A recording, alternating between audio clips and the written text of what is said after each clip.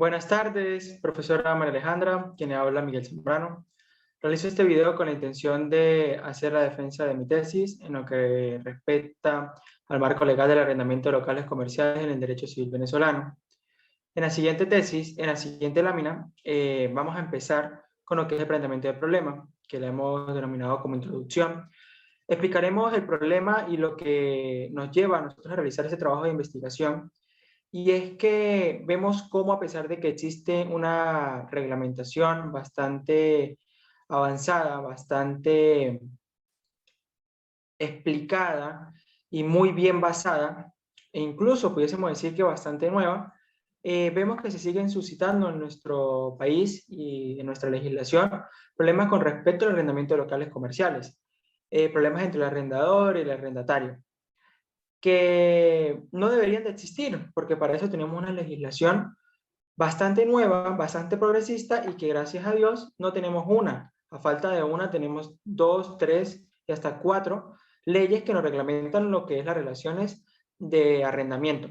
Arrendamiento, que es un término muy importante, como ya lo vamos a ver posteriormente, se trata de arrendar lo que son bienes inmuebles, a diferencia de alquiler, que se trata de los bienes muebles.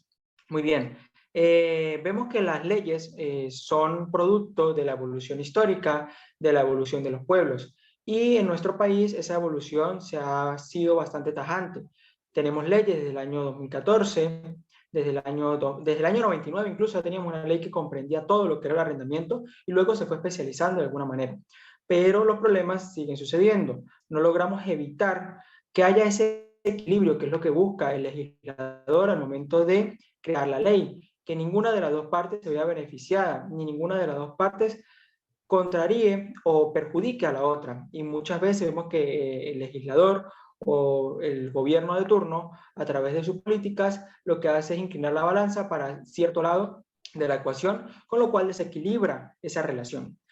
Vamos a empezar a ver unas bases teóricas. Vemos que tenemos en la doctrina nacional a un legislador bastante reconocido e importante, como lo es Badel Madrid, en el 2014, en su libro del régimen jurídico del arrendamiento de los inmuebles comerciales, nos habla de la visión que se tiene que tener del arrendamiento, nos establece que el arrendamiento es un concepto muy amplio, con lo cual enmarca una serie de situaciones muy extensas y por lo tanto pues nosotros deberíamos de delimitarla para entender realmente qué es arrendamiento. Como lo veníamos anteriormente, es realmente el arrendamiento consiste en arrendar un bien inmueble, ¿sí? Y no un bien mueble, que es lo que siempre existe esa duda. Aparte nos habla de que ese contrato, como se contempla en la legislación nacional, uno contrata para sí mismo y para sus sucesores, con lo cual él establece que ese contrato no se va a resolver por el simple hecho de la muerte, por decir algo.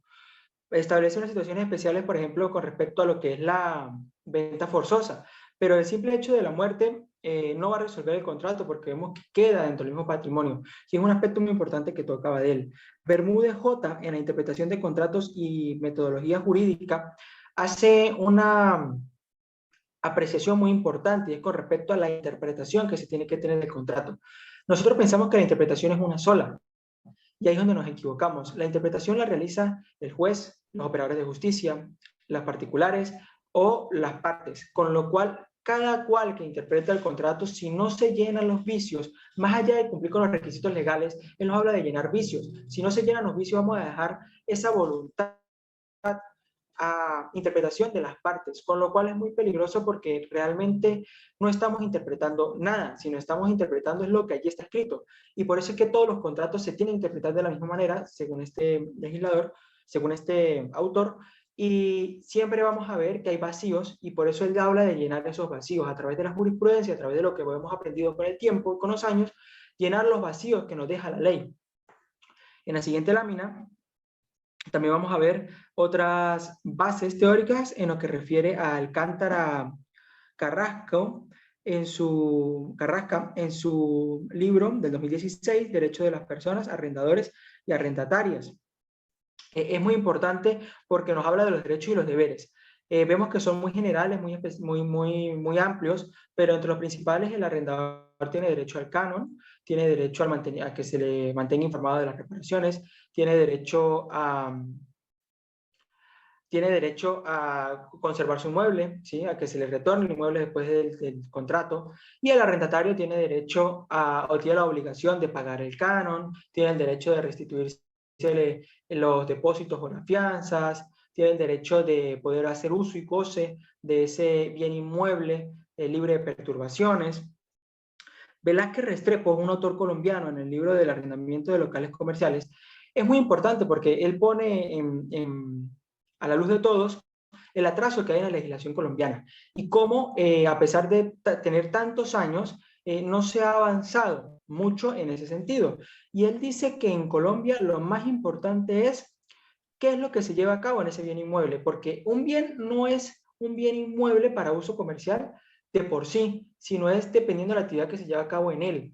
Es decir, que el bien inmueble no se considera comercial porque hay algún requisito, o sea, porque hay algún tipo de clasificación o hay algún tipo de, sí, se pudiese decir de clasificación por parte de la legislación, o que tenga que cumplir algún tipo de metros o algún tipo de parámetros, no, sino que es dependiendo del uso y de la actividad que se lleve en él. También vemos a Ojeda Gómez en el análisis jurisprudencial de los aspectos inclinarios, donde nos habla más que todo es de la voluntad, es decir, Ojeda nos habla que las, los aspectos inclinarios tienen que ver con la voluntad de las partes, es decir, un contrato no solamente se llena con los requisitos que están por la ley, sino es la voluntad la que se tiene que expresar allí. Por eso es que tiene que quedar muy bien delimitada para que cualquier persona que vaya a interpretarla sepa cuál es la voluntad que se quiso expresar y cómo se va a interpretar. Por último, tenemos a Martínez Ramírez en las implicaciones jurídicas de la expiración del contrato de arrendamiento de vivienda urbana y local comercial. Él también es colombiano, por eso habla de vivienda urbana y local comercial. Pero es muy importante porque él hace anuncio lo que es la expiración, y es que las partes, a pesar de que pongan en el contrato cuando terminan, muchas veces vemos que en la prórroga legal no se termina el contrato cuando las partes así lo han establecido. Vemos que si tiene más de 10 años, incluso hay una prórroga legal de 3 años. En la próxima lámina también vamos a hablar de los antecedentes, con lo cual Peña, M. y Rivero 2013, en la incidencia de las regulaciones gubernamentales sobre la dinámica del mercado inmobiliario en el municipio Libertador del Estado de Mérida, nos dice cómo el Estado venezolano ha venido truncando, ha venido obstaculizando, ha venido desmejorando las condiciones en ese equilibrio, en esas relaciones, con lo cual ha creado inseguridad jurídica, ha dado viviendas de más fácil acceso y ha incluso evitado el desalojo. Hay una ley incluso especial de desalojo, con lo cual lleva a que un arrendamiento se convierta prácticamente en un problema. Jensen Ramírez en el 2019, análisis y comentario del decreto de rango, valor y fuerza de ley del arrendamiento inmobiliario.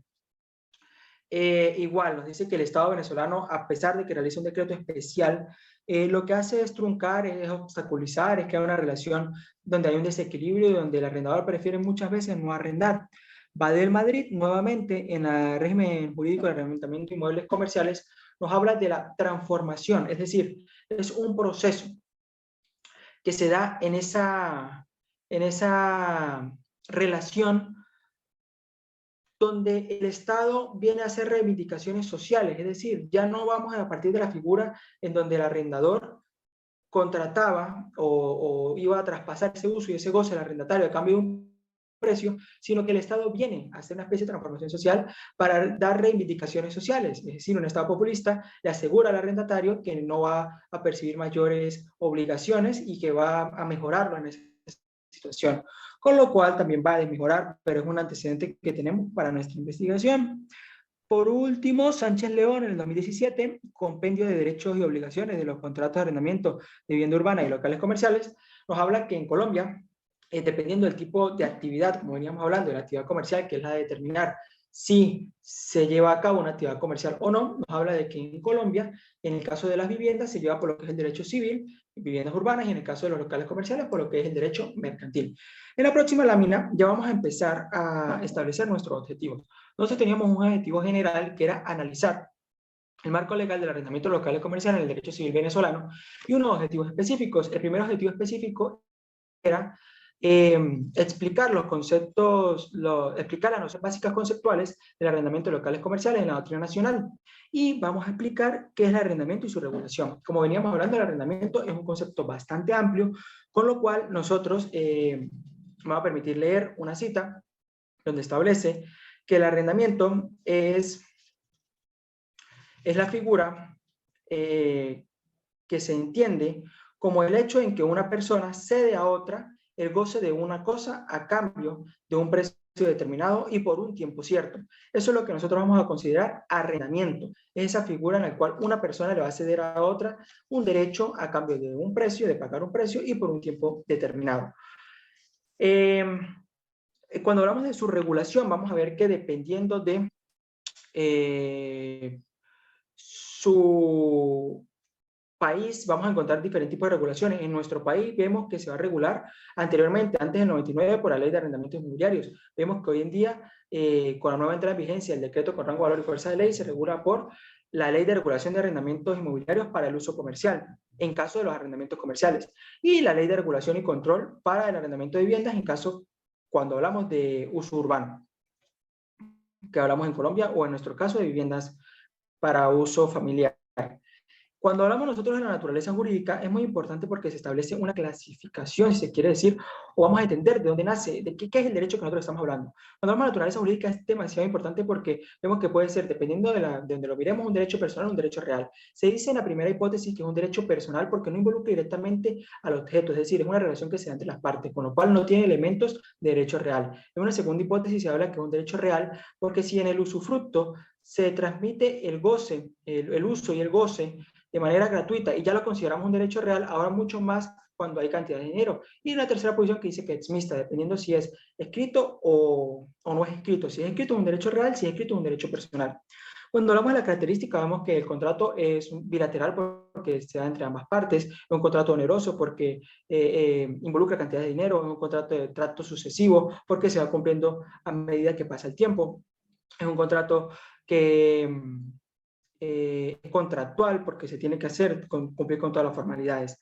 Las clases de arrendamiento vemos que son tres. Se pueden arrendar, se puede dar un arrendamiento de servicios, de obra o de cosas. En el de servicios, pues no vamos a indagar tanto en eso porque no nos importa realmente, es el de las cosas, porque vamos a arrendar los bienes inmuebles. Cuando hablamos de los derechos y las obligaciones, ya los hablamos y los tocamos de manera bastante superficial, donde hablamos de que el arrendador tenía el derecho de cobrar su canon, el arrendatario tenía la obligación de pagarlo, de que se le restituyan las garantías y los depósitos. Cuando nosotros hablamos del contrato, el contrato es muy importante entender que es un contrato como tal, ¿sí? Es un contrato formal que tiene que cumplir con todas las disposiciones, que tiene que cumplir con todas las leyes y toda la parte legal, ¿sí? Contempla la ley. En nuestra siguiente lámina vamos a establecer lo que es nuestro segundo objetivo, que era analizar el marco jurídico o precisar el marco legal precisar el marco legal del arrendamiento de los locales comerciales en el derecho civil venezolano, que nos llevaría a entender cuál es la ley aplicable. Como lo vimos en el 99, había una sola ley para todos, ley de arrendamiento de inmuebles. Hoy en día ya se divide si son locales comerciales, cuando hablamos del arrendamiento inmobiliario para el uso comercial, o que es el decreto ley, o si son viviendas urbanas, cuando hablamos de la ley de regulación y control del arrendamiento de viviendas. El marco legal arrendatario, la llamada sospecha infundada. Esto es muy importante precisar porque nos dice que el legislador va a poder realizar, va a poder obviar todo lo que es el contrato y la voluntad de las partes o todo lo que es ese consenso entre sí cuando sospeche de manera, de alguna manera, que las partes o la voluntad han realizado un contrato de manera infundada, es decir, han querido engañar al legislador, han querido usar otro tipo de legislación o atenerse a otro tipo de ley para poder llevar a cabo su negocio. Es decir, puede ser que quiera usar una ley de arrendamiento de viviendas para un local comercial. Por eso, entonces, cuando el legislador tenga esa sospecha que es infundado ese contrato, va a poder obviar todo eso y aplicar la ley pertinente. Cuando hablamos del criterio para establecer los cánones, también ya lo establecimos. Dependiendo de los metros, dependiendo, incluso hubo un tiempo en el que la legislación estableció cánones para todos los edificios, lo cual perjudicaba muchísimo para todos los edificios, todos los apartamentos y todo a nivel nacional, con lo cual pues los locales más grandes se veían perjudicados, al igual que los más pequeños. Cuando hablamos de los deberes y derechos, ya por práctica legislativa, también lo dijimos en nuestra tesis, el legislador va para adelante y para atrás, no se pone de acuerdo en lo que es esta ley. Y cuando hablamos de las garantías, vemos que hay dos tipos de garantías, los depósitos y las fianzas. Cuando hablamos de depósitos son garantías reales prendarias, esos son los depósitos que vemos que nuestra ley contempla máximo 3. Y cuando hablamos de prendas son garantías reales personales, que también son máximo 3 fianzas que se pueden realizar y que estas van a tener que ser devueltas al final de la relación jurídica. En nuestro capítulo 3, en nuestra lámina siguiente, vemos cómo se establece nuestro último objetivo, que es precisar lo que es la posición de la jurisprudencia venezolana sobre el arrendamiento de locales comerciales. Y vemos que hay unas 4 jurisprudencias muy importantes que nosotros encontramos. Y la primera jurisprudencia nos habla de que hay un procedimiento breve en una clínica que es de interés público general. Vemos que se realiza un procedimiento breve y nosotros no entendemos, o el legislador dice que no se puede realizar un procedimiento breve cuando se tiene que brindar las mayores garantías a los arrendamientos que vienen a suplir o que vienen a complementar las obligaciones de la nación, en este caso la salud. El segundo arrendamiento nos habla de una garantía que se ha establecido con personas jurídicas que pertenecían a un grupo de empresas, con lo cual el legislador dice, no importa que sean del mismo grupo de empresas, son personas jurídicas diferentes y van a tener que responder por ello. En nuestra tercera sentencia nos habla de que la persona pide en sus peticiones, hace peticiones contradictorias, porque pide el cumplimiento del contrato y a la vez que se pide, perdón, la resolución del contrato y a la vez que se le paguen los cánones que se adeudan.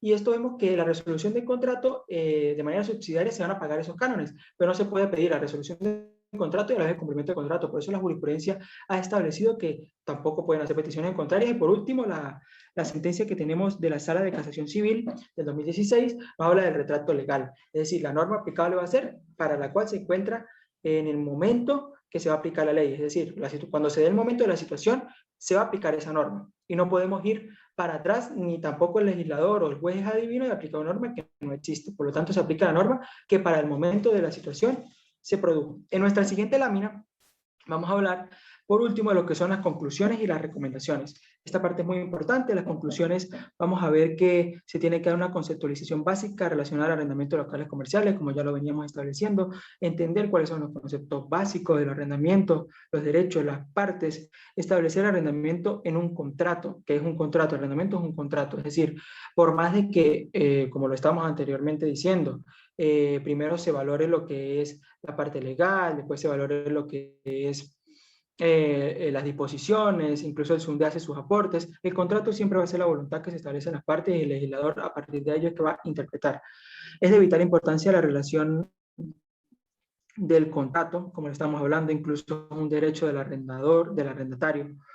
El marco legal, es muy importante conocer a qué ley, por ejemplo, en el caso de la ley de arrendamientos, la ley de regulación de arrendamiento inmobiliario para el uso comercial, esa es la que rige hoy en día. Ya no podemos ir por la ley de arrendamiento inmobiliario porque esa ya quedó prácticamente derogada. Y el desalojo, es muy importante entender que el desalojo en nuestro país se lleva incluso por una ley especial, pero es importante para los arrendadores que se produzca este desalojo, cuando no hay cumplimiento del contrato, y es lo que más miedo le da a los arrendadores hoy en día. En nuestra última lámina, cuando hablamos de las recomendaciones, esto es de manera bastante rápida, sin embargo, nuestra tesis está mucho más explicado. Las recomendaciones para mí es un punto muy importante porque nos dice qué es lo que podemos hacer para resolver este problema. Y vamos a hablar que son el dominar el contenido legal. No podemos entender y no podemos resolver un problema si no sabemos en qué nos vamos a basar para resolverlo. Entendemos que también conocer las partes que conforman la relación jurídica, esto es de suma importancia. Hablamos de que la sentencia incluso anteriormente nos decía que a pesar de que fuera un grupo de empresas, cada persona jurídica tenía su personalidad y tenía su responsabilidad, por lo tanto es muy importante saber quiénes son los que conforman la relación jurídica, porque si no, no le podemos dar proceso o curso. Por eso la jurisprudencia se expresó y dijo no, a pesar de que fueran parte del mismo grupo de empresas, cada persona jurídica es diferente y esa zapatería, en el caso de la jurisprudencia, va a responder de manera personal. El apoyo de las universidades en el área de investigación, es una importancia entender que las universidades tienen que estar en constante formación, no tiene nada que ver que una persona ya haya sido egresada, porque vemos que las leyes van saliendo a medida, poco a poco, se reglamentan y se van viendo más especiales, por lo cual las universidades deberían fomentar este tipo de aprendizaje. Y por último, la formación constante, y esto lo vemos a través de las universidades, de los foros, de las investigaciones que realizan nuestros profesores, donde constantemente nos están alimentando y retroalimentando. Muchísimas gracias, profesora María Alejandra. Espero que esté conforme con mi exposición. Quedo atento a cualquier tipo de dudas y ha sido un gusto para mí realizar esta investigación. He aprendido mucho en el proceso y entendí realmente cómo es que se adquiere y cuál es la situación jurídica de los locales, del arrendamiento de locales comerciales en nuestro país. Muchas gracias.